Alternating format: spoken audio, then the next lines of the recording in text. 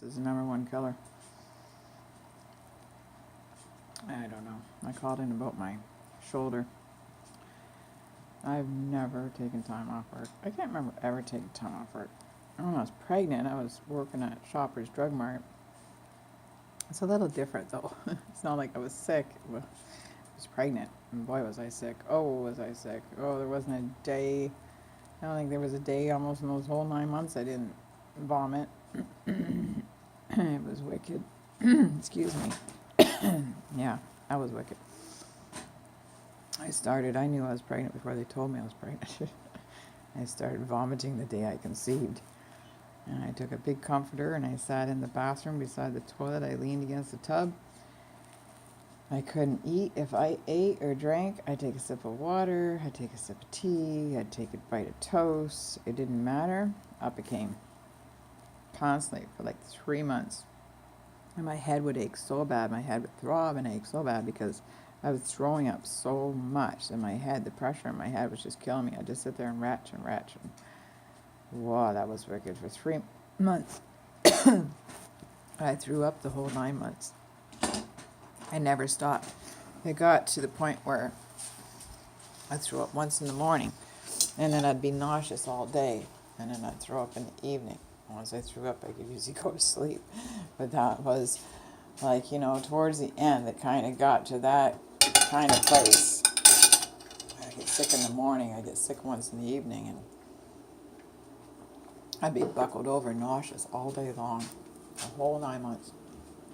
I couldn't work. How was I going to work? I couldn't even stand up straight for nausea. Be nauseated. Anyways, a little different. Anyways, this arm, I don't know. I've never had to do this before. I didn't report it when it happened. Well, how you know it's gonna get this bad? Seriously, how do you know? You don't know. Goodness sakes, it could have healed up and been fine. Things usually do. They do for me. And that, in that sense, like I know not obviously the chronic fatigue and headaches and stuff, but I mean, I've been gardening for years. Actually, gardening is not near as hard as this job. Honest to God.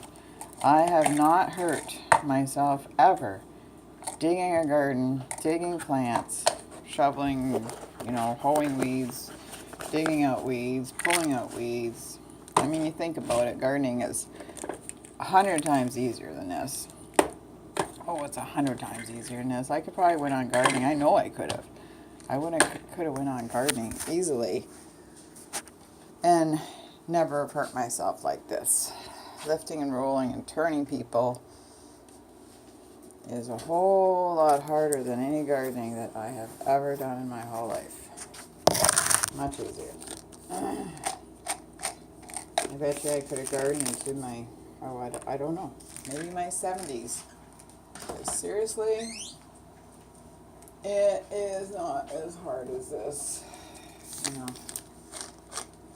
It's nowhere near the same. Like I say, I've always had back problems, like sore back, sore back, stuff like that. But, and of course that's always hard with gardening, but I'd get a little stool. I had a little stool and I went out, I sat by the garden and I pulled weeds.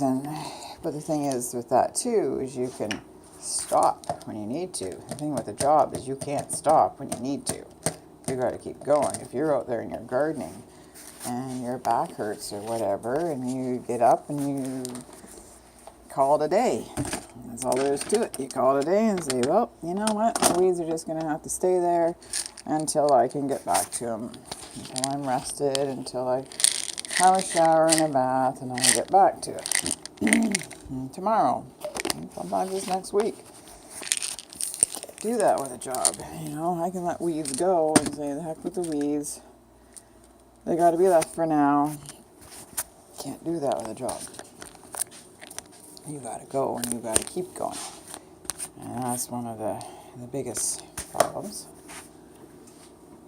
And with gardening, you can pace yourself and you can decide what you can handle and how much. And, you can take a tiny bit of dirt out at a time. You can just take little tiny scoops out at a time of dirt if you want to. this job, you can't. If you have a client that's 200 pounds, they gotta be lifted, you gotta lift them, no matter what. So, there is a big difference. There is a big difference. You can see why I sound like a garden, but yet. Anyways, never did this before. I'm gonna find this very, very, very, very, very, very, very, very, very difficult. Very difficult. Because I've never taken time off work, and I gotta go for a cortisone shot today, and I just about passed out when he mentioned a needle. I'm sitting there, and he mentioned a needle, and I'm just like, I'm sitting up on the table, because he had been checking out my arm, right? Oh, I'm going, please don't move it. Of course I have to move it, because he has to see where it hurts. And I'm thinking, oh, it's gonna hurt so much worse now, and I don't want to move it. Anyways, so then he mentions the cortisone shot, and I'm sitting up on that table, and I can feel the blood leave my face. And I'm going, oh, crap. And then he talked about maybe 2. And I'm sitting there, and I'm going, oh, this isn't good. Oh, crap. And I'm listening to you, and then he says, I'm going to go check the ultrasound. I got to sit down. The ultrasound results. And he left the room, and I got off that table, and I sat down in the chair, and I just put my head down between my knees. And I was like, oh, crap. I knew if I had to stand up right then, if I had to move right then, if I had to go anyplace right then, I would have just totally blocked right out. I hate needles. And I got to go today for a needle, which is absolutely enough. I'm wondering if I should lay down. I'm wondering if I had the nerve. I got to at least sit down, but I'm wondering if I had the nerve to ask him, I got to lay down while you do this. Like, I'm really, really bad with needles. My daughter just passes right out. You come near her with a needle for a blood test or anything, poof, she's gone. She just passes right out. Yeah, she has to lay down. Well, she has been laying down, and she's still passed out. As soon as they come at her with a needle, she's just, woof, gone. She hates needles, too.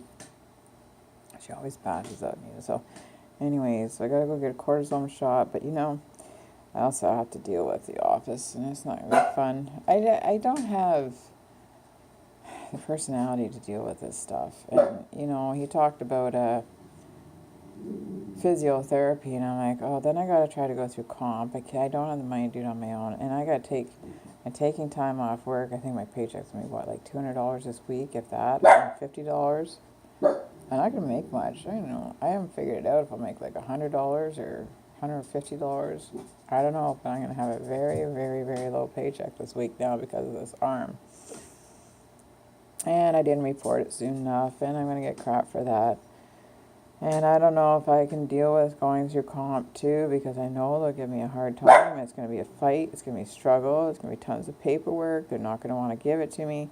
They're going to use the fact that I didn't report it soon enough as a big, it's all going to be my fault. You know it, because they don't want to help you. You're treated as less than a person in a job.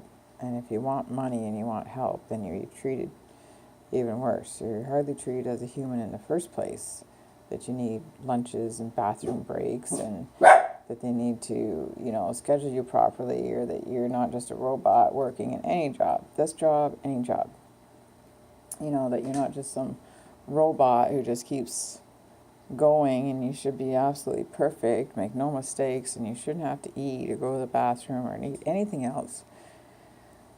And then if anything happens, they're going to, they don't treat you as a human in the first place. So then they're going to do whatever they can to belittle you, to push you down, to squash you beneath their feet, to make you feel like crap, to lay everything on you that it's your fault so that you won't even try to fight. They're going to make you feel like absolute piece of crap. And you just know it. And this is why I would go to work, and I would shut up, and I would work until my arm literally fell off before I would do or say anything.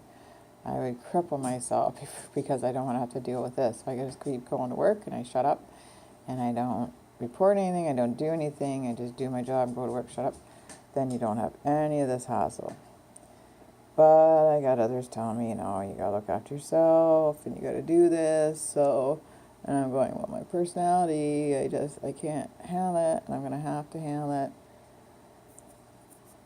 And I don't know, this is what I'm doing right now, but anyways, my boyfriend said to me, well, welcome to your first vacation. I've never taken time off work, ever, never. Like, not just this job. I don't take time off work.